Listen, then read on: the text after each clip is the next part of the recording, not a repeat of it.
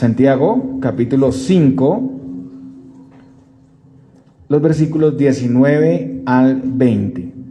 Hermanos, si alguno de entre vosotros se ha extraviado de la verdad y alguno le hace volver, sepa que el que haga volver al pecador del error de su camino, salvará de muerte un alma y cubrirá multitud de pecados. Oremos. Señor, te alabamos, te exaltamos, Dios, por tu palabra, por tu instrucción. Señor Dios, permítenos y ayúdanos, Dios, para recibir con atención estos llamados, estas exhortaciones, y que podamos también, Señor, ver tu gracia, tu evangelio, y podamos vivir más y más conforme a tu voluntad. Te lo pedimos, Señor, en Cristo Jesús. Amén. Podemos sentarnos, hermanos. Continuamos la enseñanza expositiva consecutiva de las Sagradas Escrituras y el día de hoy llegamos al final del libro de Santiago, y como hemos visto, es tal vez el libro más antiguo o de los primeros que se escribió del Nuevo Testamento. Como ya hemos visto, este libro fue escrito por Jacobo. Santiago es Jacobo, el medio hermano del Señor Jesucristo. Y aunque Santiago escribe para todo el pueblo cristiano, esta carta estaba inicialmente dirigida a una comunidad temprana en la historia de la iglesia, una congregación mayormente judía fuera de Palestina, personas que estaban sufriendo persecución por su fe cristiana. Y recordemos que había opresión de dentro y fuera de la iglesia, opresión tanto de los judíos como de los paganos. Algunos ricos les oprimían en esa región, había preferencias por la condición social incluso dentro de la iglesia, y había una falta de aplicación práctica de la fe. Entonces Santiago escribió a estas personas para consolarles, para animarlos en medio de esas difíciles situaciones, para corregir algunos desórdenes dentro de la iglesia y para exhortarles a tener una fe práctica. Y como hemos visto en este último capítulo, encontramos algunos llamados, algunas instrucciones a modo de conclusión y aplicaciones. Responsabilidades que son individuales y corporativas, responsabilidades para vivir y avanzar correctamente en el peregrinaje de la fe. Recordemos que al iniciar el capítulo 5, si ustedes van y miran los versículos 1 al 11, Santiago denunciaba ahí a los ricos opresores, ahí anunció el juicio que le vendría a estas personas y llamó a los pobres a tener paciencia en medio de las pruebas hasta la venida del Señor Jesucristo y su justo juicio. También les llamó a decir la verdad, a ser leales entre ellos, no imitando las doctrinas de los hombres, de los escribas y fariseos, que seguramente también ejercían presión sobre ellos en este momento. Y en la anterior enseñanza seguimos viendo más consejos, más provisiones individuales y corporativas en medio del sufrimiento, en medio de la alegría, la enfermedad y también el pecado. Hablamos de la oración, el agradecimiento con alabanza, la intercesión y la instrucción de los ancianos, y la confesión y oración mutua entre los hermanos. Y el día de hoy vamos a ver la misericordia y gracia que debemos tener hacia los que se han extraviado de la verdad. Creo que todos hemos visto en la iglesia, en el tiempo que llevamos como creyentes, personas que por un tiempo se identifican con la fe verdadera, se hicieron miembros, han recibido los sacramentos, bautismo, Santa Cena, participan regularmente del culto, se involucran a veces en el servicio, pero en determinado momento empiezan a ceder, a ser menos regulares en su asistencia a la iglesia, a aislarse de los hermanos, de los escenarios de edificación entre semana, y finalmente se apartan de la fe y vuelven a su vida sin Cristo. Muchas de esas personas en algunos momentos incluso vuelven por un tiempo a la iglesia, pero no consiguen permanecer y vuelven de nuevo a la vida sin Cristo. Lo más lamentable es que algunas de esas personas piensan que está bien vivir así, que pueden seguir siendo cristianos sin iglesia, sin autoridad, sin compromiso. Piensan que en esto no han negado a Cristo o no se han apartado de la fe. Esas personas desconocen o no asimilan bien que de no arrepentirse van a perecer en sus pecados, van a ser condenados. La mayoría de nosotros hemos conocido este escenario y hemos respondido de diferentes maneras, algunos con indiferencia y dejando todo a los ancianos de la iglesia. Ellos son los responsables de ir y buscar a las personas. La oveja que se ha perdido, el pastor sale a buscarla, entonces es el pastor el que tiene que hacer eso, y otros con precaución y acción, considerando esta situación como pertinente, como propia. Otros siguen relacionándose con estas personas como si nada hubiera pasado, sin hacerles ver su estado crítico delante del Señor, sino más bien validando esta situación. Y otros siguen buscándolos, insistiéndoles indefinidamente, aunque no haya una respuesta, sin conocer un límite. Santiago aquí nos muestra entonces la gran responsabilidad que tenemos entre unos y otros en la iglesia local. El Señor nos puso en esta iglesia, el Señor nos ha suplido abundantemente de su gracia y de su amor para servirnos adecuadamente unos a otros. En el cuerpo estamos llamados a crecer juntos, servirnos mutuamente en interdependencia, como en un cuerpo. Todos los miembros son importantes, todos necesitamos de todos. De esa misma manera estamos llamados en el cuerpo a actuar. Por eso es pertinente que si alguien se desvía de la verdad, no seamos indiferentes, no dejemos esa labor a otros, sino que hagamos todo lo necesario para rescatar a la persona que se ha perdido. Si no hay arrepentimiento, por lo menos, nosotros hemos hecho lo que nos corresponde. Santiago dice: hermanos, si alguno de entre vosotros se ha extraviado de la verdad. Santiago habla en términos aquí familiares de nuevo. Él también es un hermano en la familia de la fe. Nosotros somos parte de esta hermandad. Y él aquí está preocupado por estas personas. Este es un llamado a preocuparse por los miembros de la iglesia como una familia, como nos preocupamos por nuestros hijos, por nuestra esposa, como una familia. Recordemos que ya Santiago había hablado de esta responsabilidad en el versículo 16, y miren en el mismo capítulo 5:16, ahí se habla de confesar unos a otros las ofensas y orar unos por otros. Ahora, la responsabilidad es buscar a los que se han desviado de la verdad. ¿Y la verdad qué es? La verdad es la palabra de Dios, la verdad es el evangelio de Cristo. Apartarse de la verdad es seguir la mentira. ¿Cuál es la mentira? La mentira es el engaño del enemigo, el engaño del corazón mismo del hombre y el engaño del mundo. Estas personas, como ya dije, son los que han estado en la iglesia, pero han dejado de congregarse y se desconectaron de la vida de la fe y han vuelto a la vida del mundo y han vuelto a sus pecados seguramente.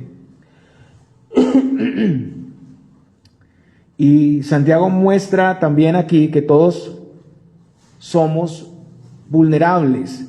Cualquiera entre nosotros puede llegar a este punto. Esta situación por lo general pues no es algo instantáneo, sino que hay todo un proceso, o sea que podemos tomar medidas tempranas en relación a nuestros hermanos, porque hay todo un proceso para llegar a este punto. Algunas de esas personas han estado en la congregación, como ya dije, pero han ido apartándose poco a poco de la verdad.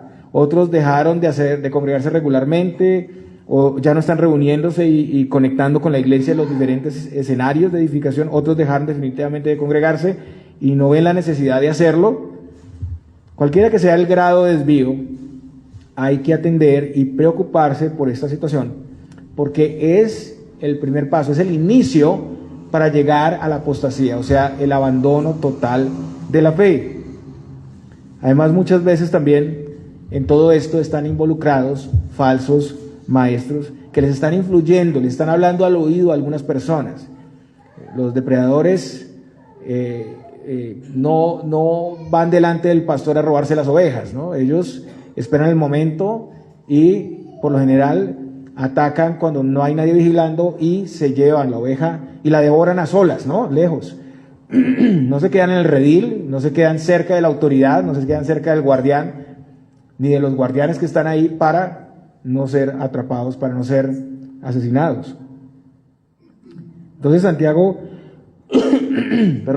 quiere motivar a sus oyentes y a todos los creyentes en la historia para buscar y llamar a estas personas al arrepentimiento. Todas las personas entonces que conforman la congregación, no solamente los ancianos, no solamente el pastor, son responsables de buscar y encaminar a los que se desvían.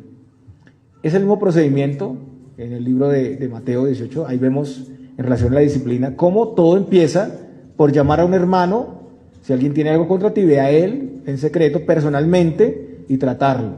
Todo empieza por esa dinámica personal de ir a la persona.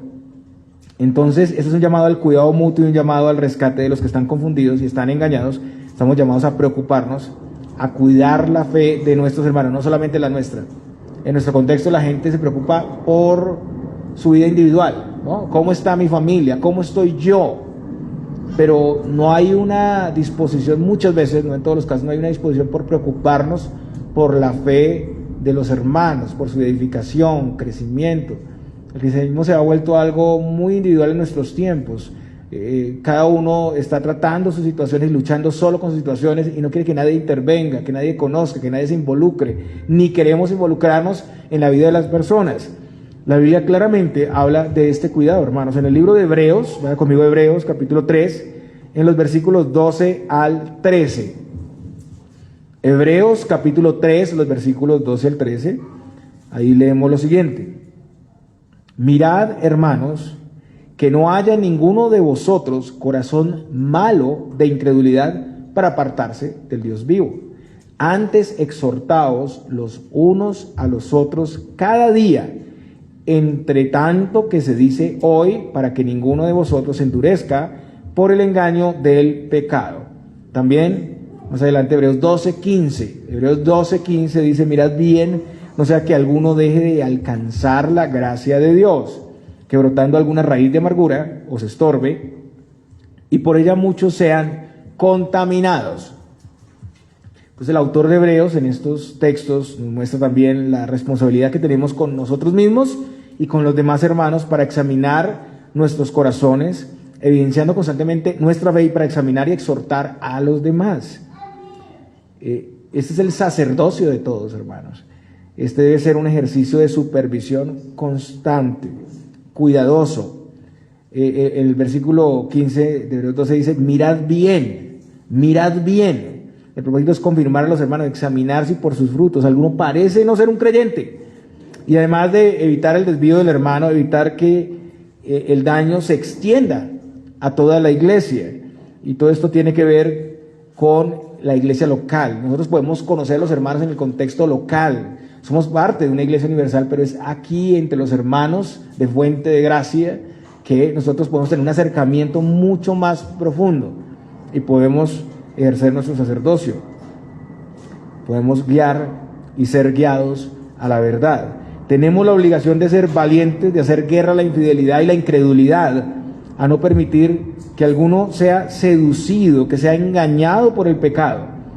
El permitir estas cosas, en lo más mínimo, hermanos, va a permitir poco a poco que el pecado gane terreno y la persona pueda llegar al endurecimiento.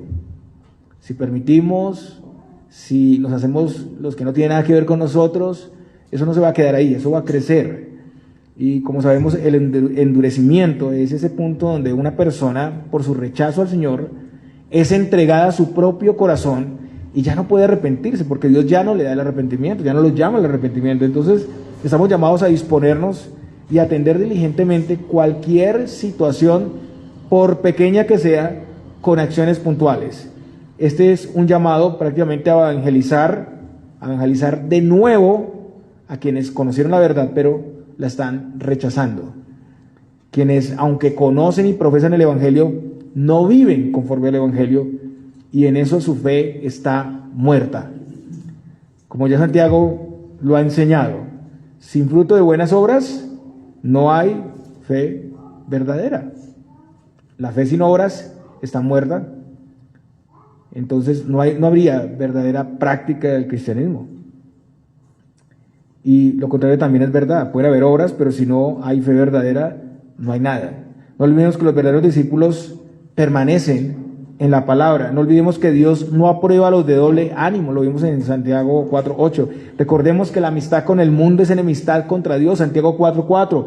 Que Dios resiste a los soberbios y da gracia a los humildes, Santiago 4:6. En segundo lugar, somos llamados a decir la verdad, hermanos, pero la manera de acercarnos es en el Evangelio y es con mansedumbre, como lo dice el apóstol Pablo a los Gálatas. Gálatas 6:1, hermanos, si alguno fuere sorprendido en alguna falta, vosotros que sois espirituales, restauradle con espíritu de mansedumbre, considerándote a ti mismo, no sea que tú también seas tentado. En primer lugar, debemos estar preparados para esto. Los creyentes somos vulnerables a caer. La iglesia es el escenario de crecimiento y restauración constante, y los creyentes son quienes pueden restaurar. Los que son espirituales aquí no hace referencia a personas perfectas y súper elevadas, sino que son los que viven de acuerdo a su identidad, o sea, viven por el Espíritu y andan por el Espíritu. Son los que están sometidos a la voluntad de Dios y viven bajo la gracia de Dios. Solo ellos pueden restaurar. Ahora, restaurar, aquí en este contexto de Gálatas, significa, o la palabra más bien reparar es aquí, esta palabra en el original hace referencia a poner un hueso dislocado en su lugar. Es hacer que las personas vuelvan a su posición anterior de santidad.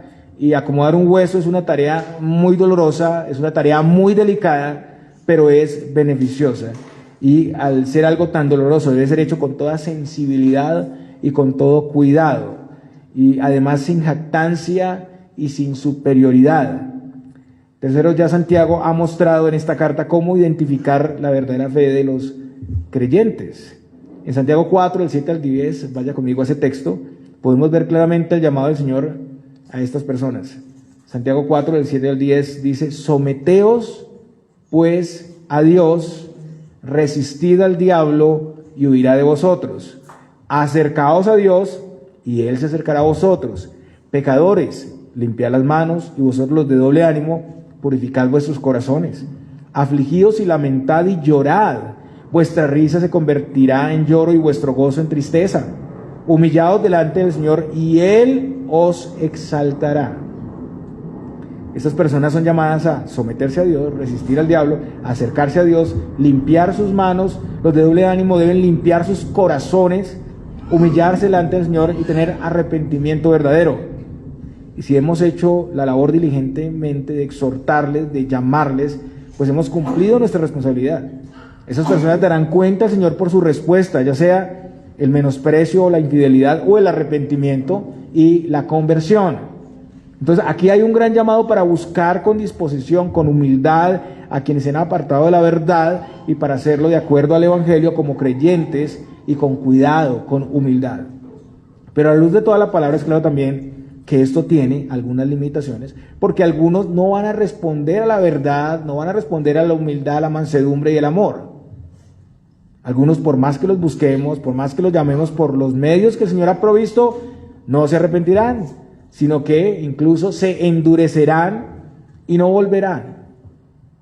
En ese punto debemos también ser sabios para identificar los límites. Esto es muy importante, a veces no identificamos los límites, porque de no hacerlo estaremos expuestos al ataque y al menosprecio de las cosas sagradas, a la burla de las cosas sagradas. En Mateo 7:6 leemos lo siguiente: no deis lo santo a los perros, ni echéis vuestras perlas delante de los cerdos, o sea que las pisoteen y se vuelvan y os despedacen. ¿Qué quiere decir esto? En el Medio Oriente los perros callejeros no eran como los perros de ahora, los perros domésticos que tenemos en nuestras casas, que muchos tienen. Eran vagabundos, salvajes, eran carroñeros. Nadie tendría en ese tiempo un perro por mascota. Eran considerados sucios, animales inmundos. Proverbios 26:11 dice: como perro que vuelve a su vómito, así es el necio que repite su necedad. Los perros andaban en manadas, atacaban a los viajeros, a veces los mataban. El perro es comparado, equivalente a los no creyentes condenados. Por ejemplo, en Apocalipsis 22:15 dice: mas los perros estarán fuera, y los hechiceros, los fornicarios, los homicidas, los idólatras y todo aquel que ama y hace mentira. Los cerdos eran también mal vistos, eran considerados por los judíos animales inmundos. En la parábola del hijo pródigo, estar con los cerdos, él llegó a estar comiendo las algarrobas de los cerdos, anhelar su comida, mostraba la grandeza de su miseria. Los cerdos se usaban como una ilustración de volver a la suciedad del pecado, de no querer permanecer limpios del pecado. Los perros y los cerdos se mencionan juntos como una figura siempre de los no creyentes. Segunda de Pedro 2:22 dice, pero les ha acontecido lo del verdadero proverbio, el perro vuelve a su vómito y la puerca lavada a revolcarse en el cieno. Lo santo es lo apartado, lo separado de lo común, lo consagrado a Dios. Las perlas eran sacadas del Golfo Pérsico, del Océano Índico, y eran muy, muy costosas, precios prácticamente inalcanzables para una persona común. Para tener una perla, una persona tendría que vender todo lo que tenía. Y lo santo y las perlas son los preciosos regalos que vienen del Evangelio para el pueblo de Dios. Y los que no son de Cristo desprecian esos regalos. ¿Cuáles son? Desprecian el llamado a la vida en Cristo, el despojarse del pecado constantemente, ir a la iglesia, someterse a los pastores, desprecian ser juzgados con justo juicio, la disciplina, desprecian el estudio serio de las Escrituras, la oración, la comunión con los hermanos. Esas son las perlas. El no creyente, como el cerdo, no soporta ser lavado porque su naturaleza es estar sucio, es seguir viviendo en sus pecados. Los cerdos pisan las perlas. Es una muestra de su profundo desprecio. No las ven como preciosas, las ven innecesarias. Desean más lavaza y más lodo. Desean su antigua vida. Cuando no tenían que darle cuentas a nadie, cuando vivían en sus pecados, cuando esos pecados no se hacían evidentes, alejados de Dios, alejados de sus promesas, cuando vivían para ellos mismos. ¿Y cómo se pisotean entonces las perlas? Pues con un rechazo y menosprecio de todo lo que tenga que ver con la fe, dejando en último lugar la adoración, el servicio y la vida cristiana. Ese es el pisoteo de las perlas. Es el desinterés total, el menosprecio, la burla de la verdad del Evangelio. Pisotear es el desagradecimiento, es la devaluación de las bendiciones que Dios ha provisto para su iglesia. Y como no están a gusto porque no apetecen la verdad, si se les insiste en la verdad, se vuelven contra los que les ofrecen los tesoros. Nos atacan, pueden usar la mentira, la calumnia, pueden culparnos falsamente de su propio descuido, de su vida pagana. Su ataque es un ataque violento. Los cerdos tratan con desprecio las perlas. Las personas no aptas para el reino, las que a pesar de la instrucción en justicia siguen viviendo como quieren, no deberían participar de lo sagrado.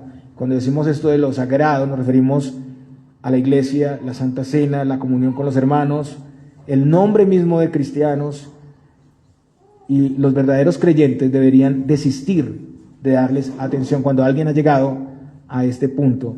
Recordemos que también el gobierno de la iglesia tiene una supervisión y hay unas censuras que se aplican a los que rechazan la fe, y hay un punto donde se aplica la excomunión, y claramente esta determinación rechazando la verdad les identifica a ellos. En 1 Juan 2:19 dice, salieron de nosotros, pero no eran de nosotros, porque si hubieran sido de nosotros habrían permanecido con nosotros, pero salieron para que se manifestase que no todos son de nosotros.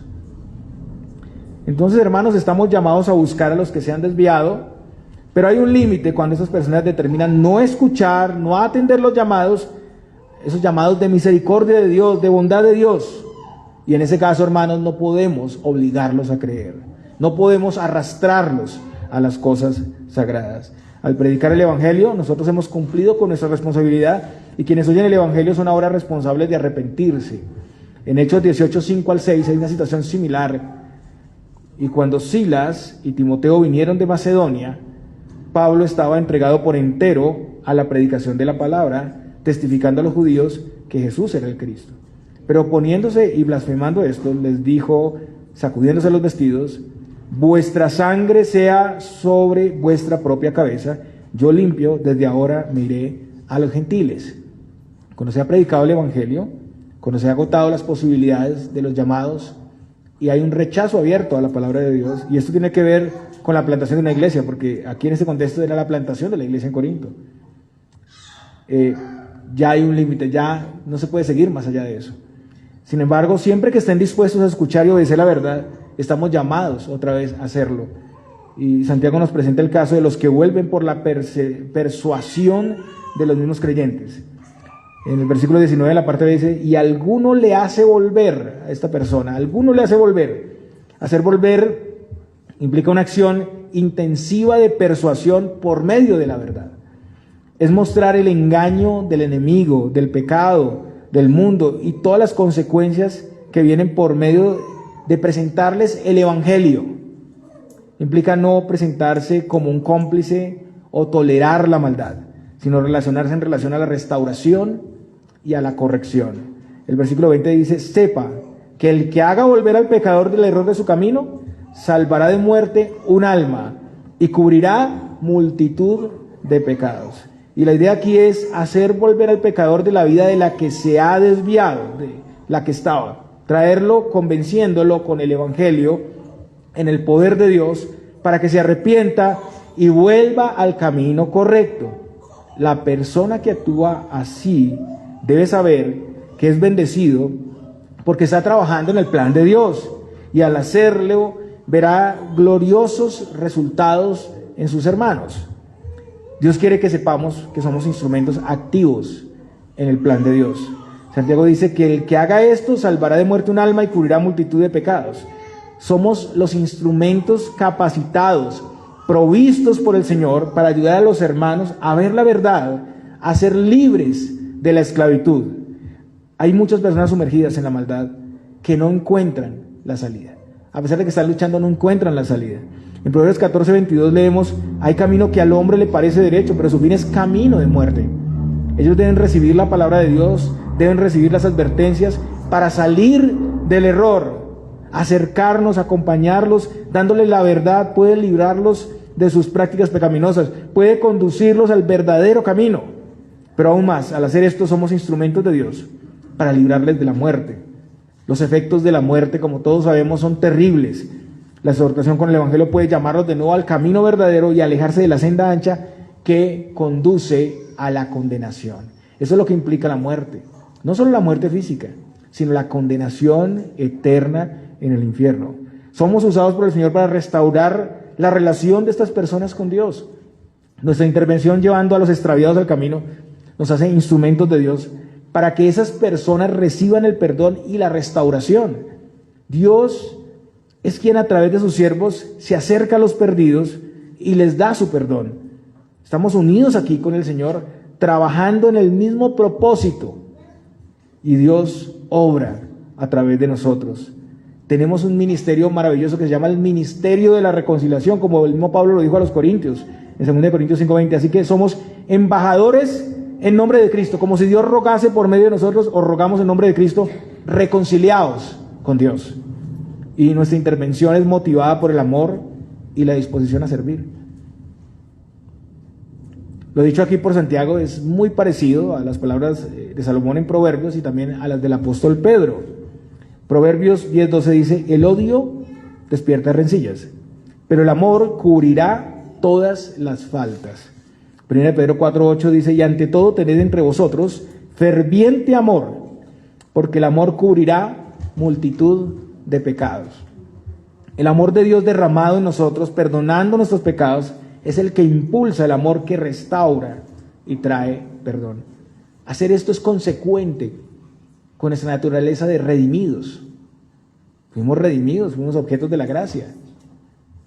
Somos instrumentos del amor de Dios para que el pecador no siga perseverando en su pecado, para que vuelva a la verdad. El amor tiene un gran efecto limitante contra el pecado, hace que otros puedan volverse a Dios y dejen su vida de pecado, y permite perdonar.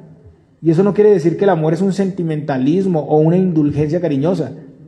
Las personas muchas veces piensan en soportar por soportar, sin tratar y sin confrontar.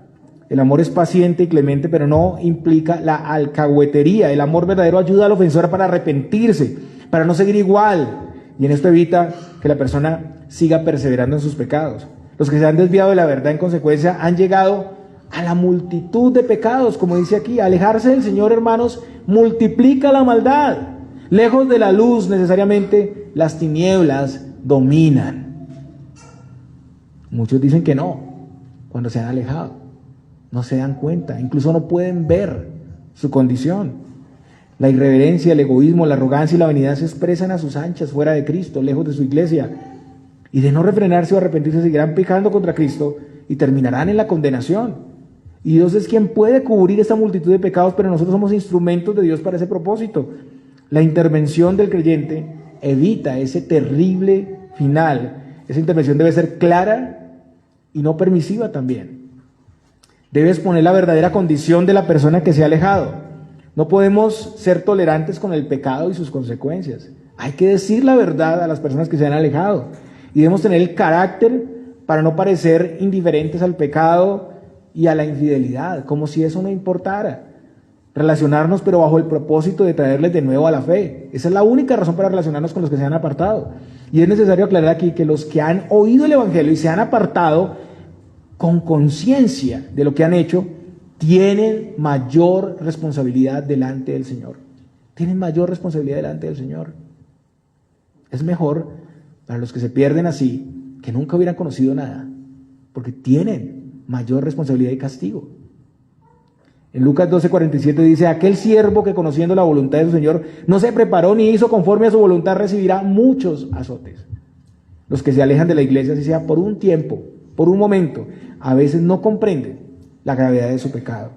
Algunos piensan que pueden dejar de congregarse, permitirse ciertos pecados y seguir siendo creyentes a nivel personal, porque no han negado, dicen ellos muchas veces, no hemos negado el nombre de Cristo, no han llegado a rechazar verbalmente y totalmente a Cristo. No, yo sigo diciendo que soy cristiano, pero no voy a la iglesia. Y tienen una falsa seguridad en eso. Y se autoengañan al pensar que pueden tener vida espiritual porque dicen, oramos, nosotros leemos todos los días la Biblia, pero sin tener la responsabilidad de asistir a la iglesia, sin someterse a la autoridad de los ancianos y de la iglesia, a la exhortación de los hermanos y a todas las obligaciones del reino. O sea que creen que pueden evitar todas las obligaciones del reino de Dios y seguir siendo creyentes. Pero hermanos, déjenme decirles, no es así. No deben ellos engañarse con esta falsa seguridad y no debemos nosotros engañarnos al hablarles a ellos apoyando esa falsa seguridad. En Lucas 6:46 al 49 dice: ¿por qué me llamáis Señor, Señor, y no hacéis lo que yo digo? Todo aquel que viene a mí y oye mis palabras y las hace, os indicaré a quién es semejante. Semejante es al hombre que al edificar una casa cavó y ahondó y puso el fundamento sobre la roca, y cuando vino una inundación, el río dio con ímpetu contra aquella casa, pero no la pudo mover porque estaba fundada sobre la roca. Mas el que oyó y no hizo, semejante es al hombre que edificó su casa sobre tierra, sin fundamento, contra la cual el río dio con ímpetu y luego cayó, y fue grande la ruina de aquella casa. Hermanos, no podemos solamente profesar con nuestros labios que creemos en el Señor cuando no vivimos conforme a su voluntad. Eso es edificar una casa sobre las arenas, sobre arenas movedizas que cuando venga la tormenta, la primera tormenta, se desvanecerán y será grande la ruina, terminará en condenación. Además, muchos piensan que al no recibir un castigo inmediato, se apartan de la iglesia y no son castigados, y al tener bienestar o estabilidad, pues todo va bien. Y uno pregunta, ¿cómo están? ¿Estamos bien? No, no están bien. Están bajo condenación si no se arrepienten, si no vuelven a Cristo. No es así. Solo están desaprovechando, desestimando la bondad, la paciencia y la misericordia que Dios tiene. Agradezcan que Dios ha sido bueno con ustedes a pesar de sus pecados. No les ha pagado conforme a sus pecados. Hermanos, el Señor no tendrá por inocente al culpable. No nos engañemos. Entonces estamos llamados a buscar a los que se han desviado y a traerlos al camino, persuadiéndolos urgentemente con el Evangelio, mostrándoles su verdadera condición y respondiendo a todo argumento, a toda justificación que les dé una falsa seguridad. Hay que descifrar la mentira que están creyendo y hay que exponer la verdad que han abandonado. Y hay que hacerlo con sabiduría y con urgencia y precaución. Miren lo que dice Judas, capítulo 1, versículos 22 al 23. A algunos que dudan, convencedlos; a otros salvad, arrebatándolos del fuego; y de otros tened misericordia con temor, aborreciendo aún la ropa contaminada por su carne.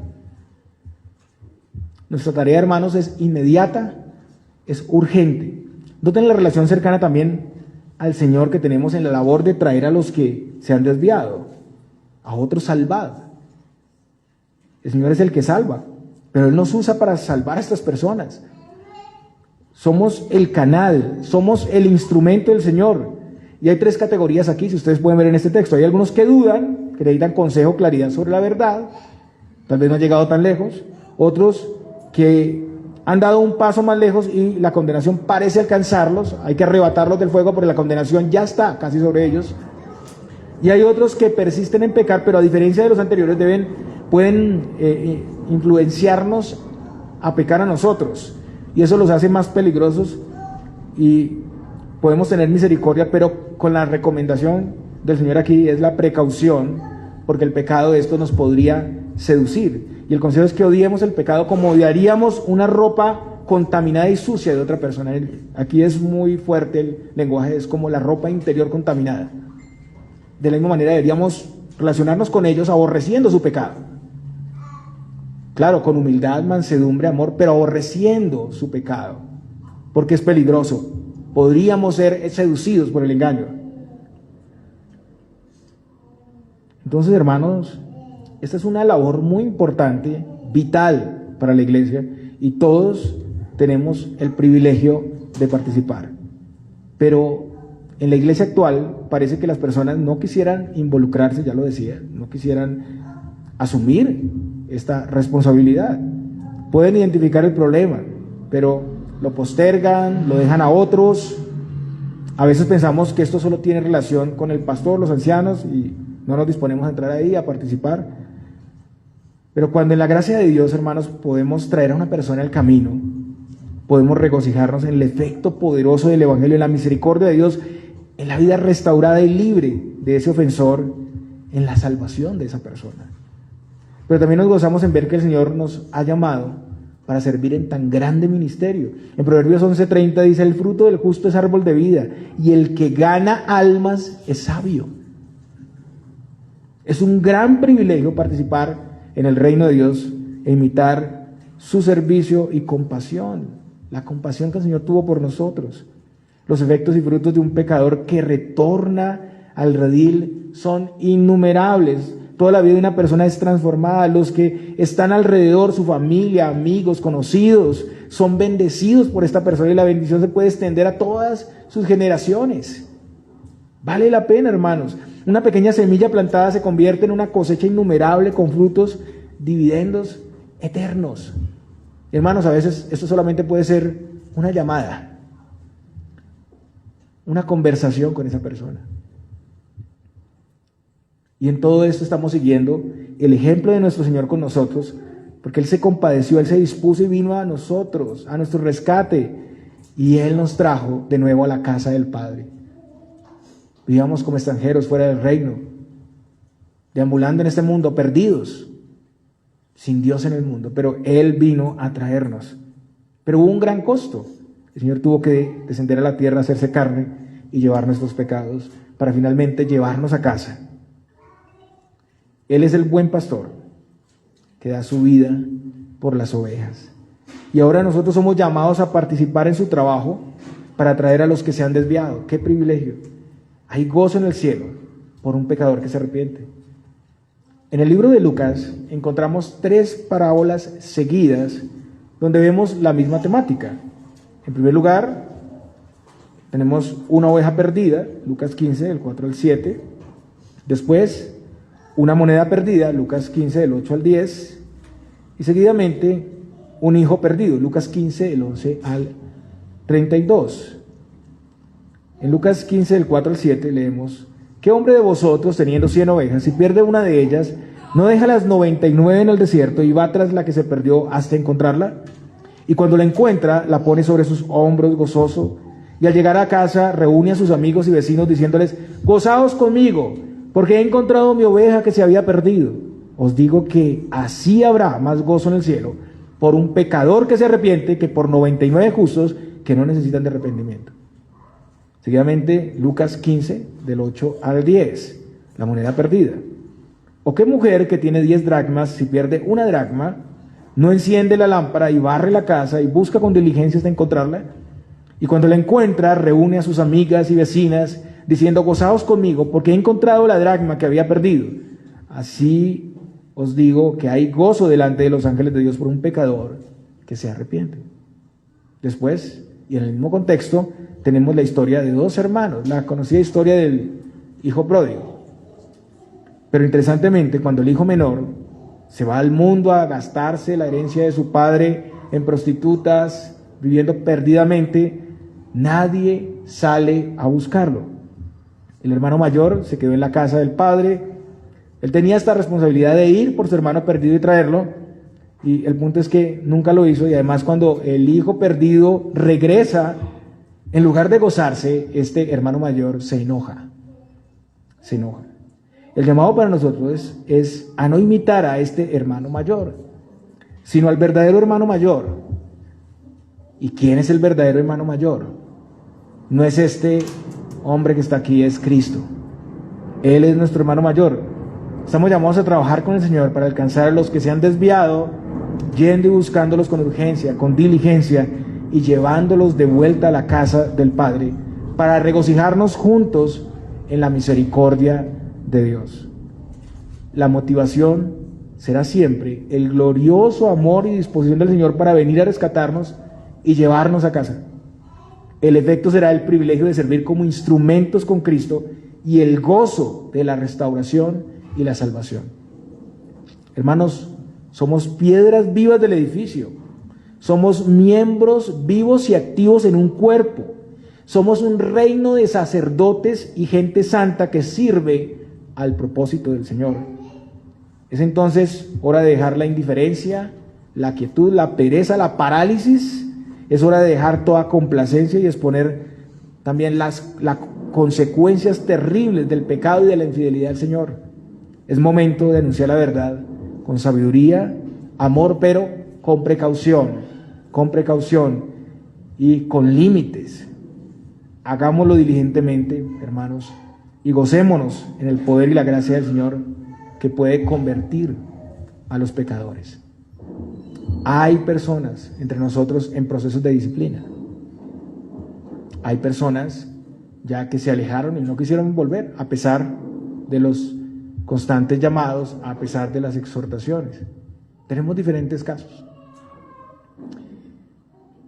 El punto es que siempre y cuando estén dispuestos a escucharnos, estén dispuestos al arrepentimiento, a la vida verdadera, estamos llamados a asistirlos, a atenderlos. Estamos llamados a ir, a buscarlos, a participar en este gran ministerio de la reconciliación. El Señor acompañará nuestros esfuerzos y nos usará y traerá gran fruto. El Señor les bendiga, mis hermanos.